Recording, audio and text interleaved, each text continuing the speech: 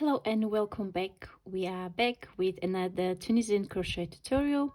This is slightly different to the ones that I usually make, blankets, shawls and so on. This is a tiny little project that is great as a thoughtful gift to someone. So we've got Mother's Day coming up in the UK and later on in the US as well. So I'm sure you will find a use for it.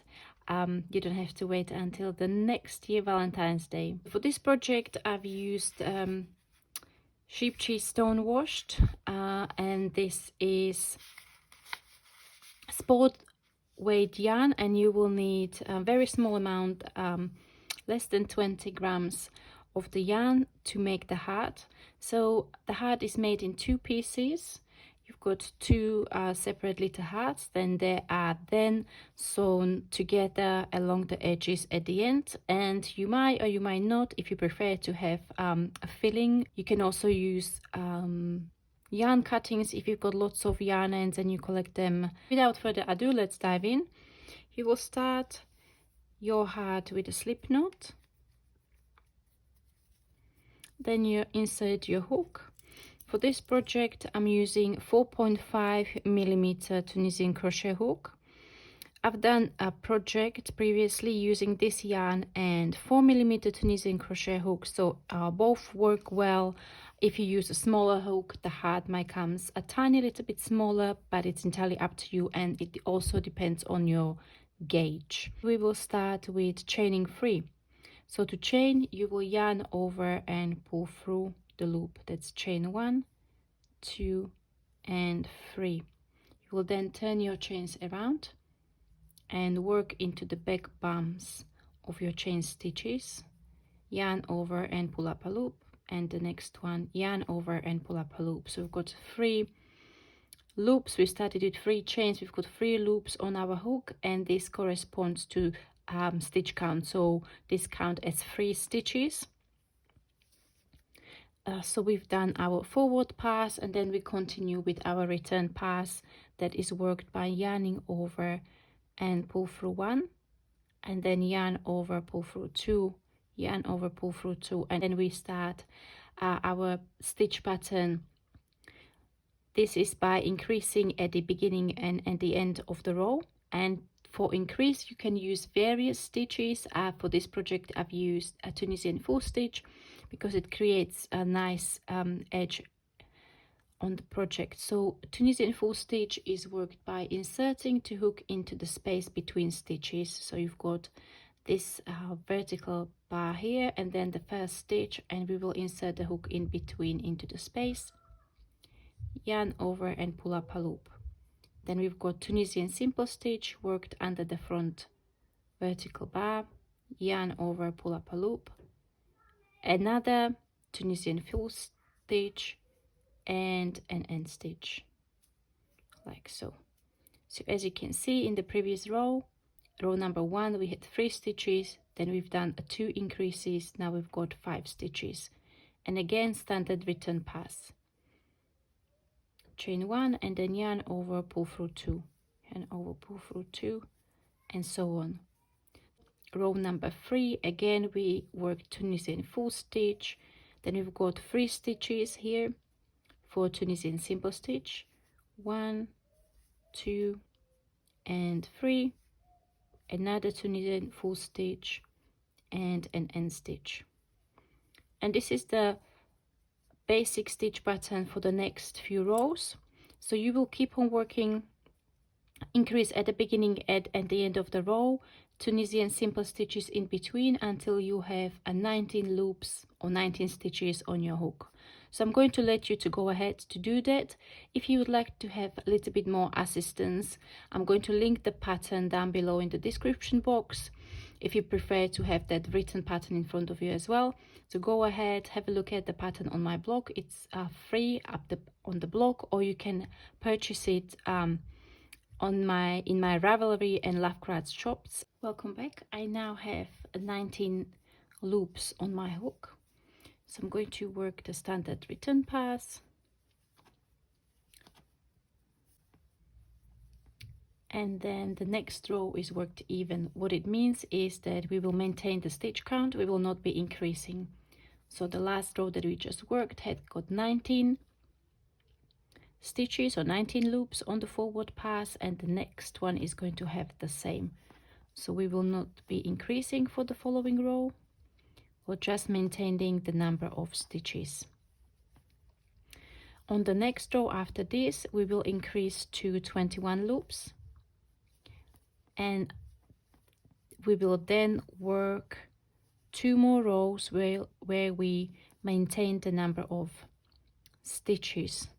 So again, in the next row you are going to increase to 21, and then you will work 2 full rows of 21. So in total for the hat you will end up with 3 rows that have 21 loops or 21 stitches, and I'll meet you for the row after, where we will start decreasing stitches and start shaping again. Welcome back. So we've got 3 rows that have 21 stitches. Now we're going to work another row with 21 stitches on the forward pass. However, we will start decreasing on the return pass. So you will work Tunisian simple stitches across for the forward pass, work the end stitch, and then this is where we start decreasing. So I like to decrease on the return pass because it's less obvious, and there are usually smaller gaps between the stitches when we decrease this way. So we will be decreasing now 1 stitch on each side. Okay, so we're going to yarn over and pull through 2. So that's a decrease of 1 stitch. Then yarn over, pull through 2 all the way across the row until you have last 3 loops left on your hook. Got 3 loops left on our hook. We will then yarn over, pull through all 3, and again we decreased 1 stitch. Now in the following row we are going to split the stitches. As you can see on the hat, at certain point we split the stitches, and then we worked both the left and the right side separately. We will work 10 Tunisian simple stitches. So we already have 1 on the hook. So in total this will be 11. So that's 1, 2, 3, 4, 5, 6, 7, 8, 9, and 10. Okay, so we've got 10 loops, 10 stitches with extra loop at the beginning, which is 11. Now we're going to bind off 1 stitch. So we are going to bind off this last stitch. We'll pull through the last loop, the loop that is before that. And as you can see, that loop that we just bound off is now laying horizontally, and the loop that was before then shifted to the other side. So we actually have just 9 loops left on this side. 2, 4, 6, 8, 9. Now I've got this first stitch here, and then we work Tunisian simple stitch across, and then the end stitch. So we've got 1, 2, 3, 4, 5, 6, 7, 8, and 9 for end stitch. And you can see that now we have split the stitches equally across the row, and we are going to be continuing with working the stitches on the left side until we bind off, and then we move back to the right side, rejoin the yarn, and work the right side until we bind off. So the first row will be similar to the previous row, so we will decrease a stitch on each side of our row. So we'll yarn over, pull through 2, that's a decrease of 1, yarn over, pull through 2 until we have 3 loops on our hook. So we've got 3 loops, we'll do yarn over, pull through all 3. So we'll now have 7 stitches, right? Because we had 9, then we decreased 2, that's 7. So 1, 2, 3, 4, 5, 6, and the end stitch is the 7th stitch. Now we will do decrease of 2, so we will yarn over and pull through 3, decrease 2 stitches, yarn over, pull through 2, and then we've got 4 loops because we need to decrease 2 stitches on this side here. So yarn over, pull through all those 4 loops. Okay, and this leaves us with 3 stitches, so we will bind off this. So we'll insert the hook into the next stitch. As for Tunisian simple stitch, yarn over, pull up a loop and pull through the loop on the hook, and then into the end stitch the same, pull through the loop, and we bound off. So we're now going to just snip the yarn,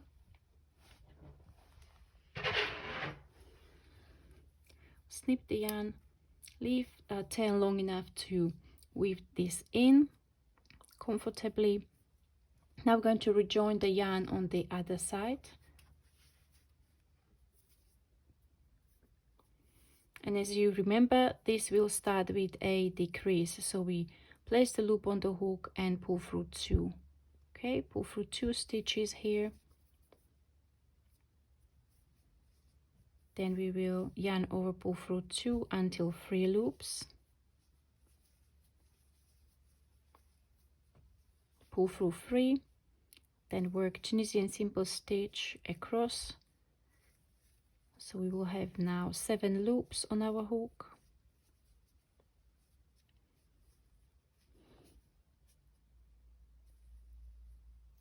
Like so, and we will decrease 2 stitches at each side. So yarn over, pull through 3, yarn over, pull through 2, and then yarn over, pull through all 4 loops. Again, we are now on the bind off row, so insert the hook into next stitch, yarn over, pull up a loop and pull through the loop on the hook, and repeat the same for the end stitch. Like so, pull through, cut the yarn and pull through. So we need to now, before we can sew the pieces together, you'll need to weave in the ends. So I'm going to let you to go ahead, weave in all your ends, and I'll meet you back for sewing.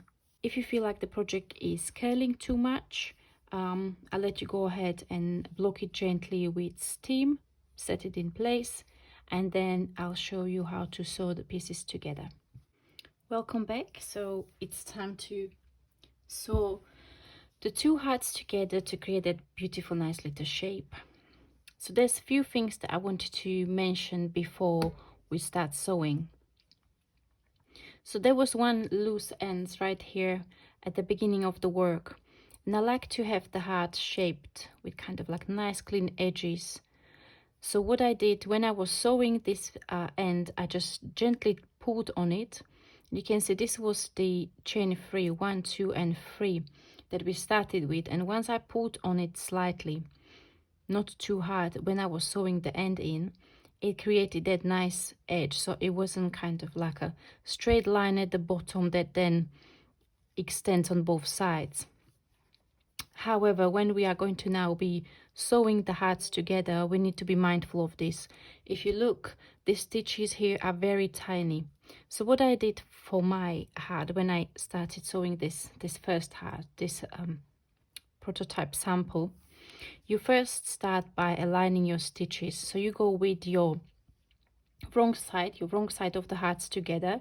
You align your stitches, and there are a few things I wanted to mention. I started sewing my edges a little bit further up. I didn't start right at this end because the stitches are so small that you can't really go in with the hook unless you really extend the stitches, and that wouldn't look too nice. So we'll start joining the hearts a little bit further up, and this has got another reason, which is that I'm going to fill my heart with a little bit of fiber fill. But if I start at the bottom, then I might have an issue to kind of fill out the heart nicely on all the sides and kind of make it nice and even. You know what I mean. I'm sure you know what I mean. So that's why I start further up. Let's say here, I sew the piece all around together. Come here, I fill my heart with the fiber fill, and then I'm going to, for the stitches that are quite large, I'm going to remain using the crochet hook. So You can either use the same hook that you've used for making the heart, or if you prefer, you can use a regular crochet hook. It doesn't matter. So this heart, it was made with 4.5mm Tunisian crochet hook, and then I sew the heart with a 4mm regular crochet hook. So okay, so what we need to do first, we need to align the hearts to make sure that we are going to be working into stitches which are similar or almost the same on both sides. So there's one last thing that I would like you to be cautious when you are sewing, and this is because of the way we work the heart, and especially the end stitches. So as you can see, the heart on the top that is lying on the top has got the edge stitches on this side, okay, all the way to the top. And we work the end stitch through 2 loops. So now for this side of the heart, you will need to be inserting the hook through under both of these, okay, because the end stitch was worked under 2 strands of yarn, so this is count as a 1 stitch. If you just work under this strand of yarn, it will come uneven. It wouldn't have kind of the same look on both sides. So I'm going to go and align my heart, and then we are working through the outer loops, okay. So the heart on the bottom has got the right edge on the bottom, so this will be only going through 1 strand of yarn. The heart on the top has got the end stitch on this side, okay. So that's what we need to be kind of mindful of, and we are going to be using the slip stitch join, okay. So we placed a loop on the hook, pull it through, and we make a chain, okay. Then we are going to go under the next strand, the 2 strands for the heart on the top, pull up a loop and pull through the loop, okay. And you don't have to pull on this too hard because you don't want to kind of flare it up, distort the heart, but you're just going to go and slowly just take your time for the sewing. Make sure that you are pulling through the right loops and so on. So you'll go all the way around. I'm going to let you go ahead, do that, and I'll meet you before I start filling my heart with a fiber fill. Once you reach the top of the left side on your heart, you will realize that you will need to change the loops that you are working into, because when we started, we were inserting the hook under both strands of the upper heart, okay, because that was the end stitch side. Once you go around and you come to about this point, you will realize that the order swapped, so that the heart at the bottom is now with the end stitch along the edge. So you will basically need to pay attention to where the order changes and then start working under the loops in the other way. So this is what I mean, is now the heart at the bottom has got the 2 strands of yarn of the end stitch, and the top back loop is on the top heart, so that's only 1 strand of yarn, like so. I hope it makes sense. And again, if you can see, this heart at the bottom has got the 2 strands, and then under the 1 strand of the other heart, and so on. Again, just slowly taking your time working the slip stitch join.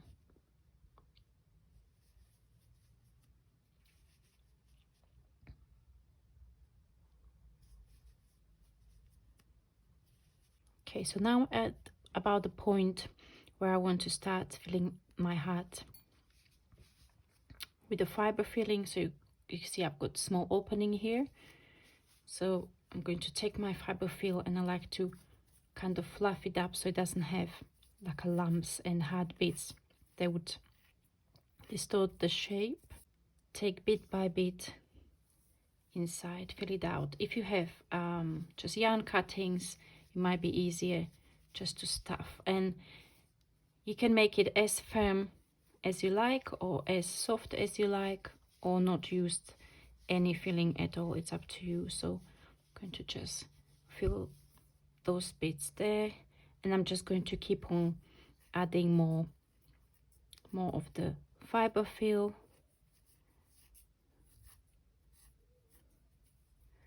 for my heart. Now I go to the stage when the stitches are getting really tiny, so it's quite hard to actually work my hook through these loops. So I'm going to do the last slip stitch. I'm going to now cut my yarn. I'm going to make a leaf quite long end to make sure that I have enough to sew the rest of the heart and also to weave in the end. And I'm going to change to my darning needle. Okay, so now this is the loop where the hook was. So I'm going to take my darning needle and just go through this loop to secure it, like so. And then I'm going to try to kind of match the stitches there. I go through the bottom loop on both sides, go like that, and through the loop.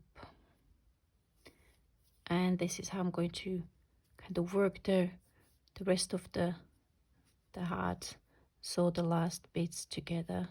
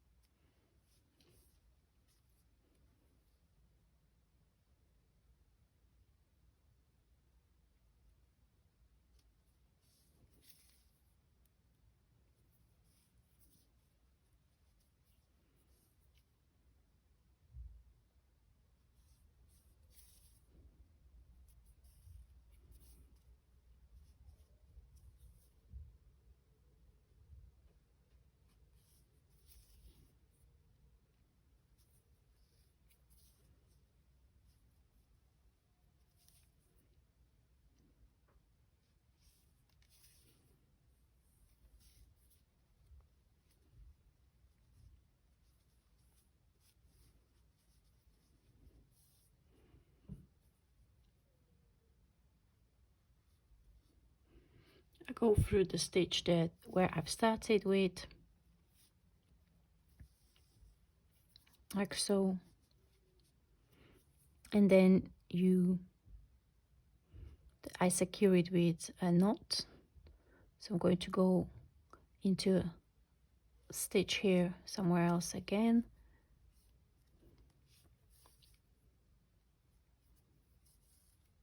like so.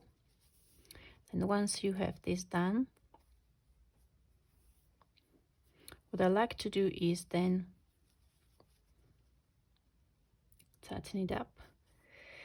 I'll then even out the heart just to make sure that the stuffing is the way I want it to be.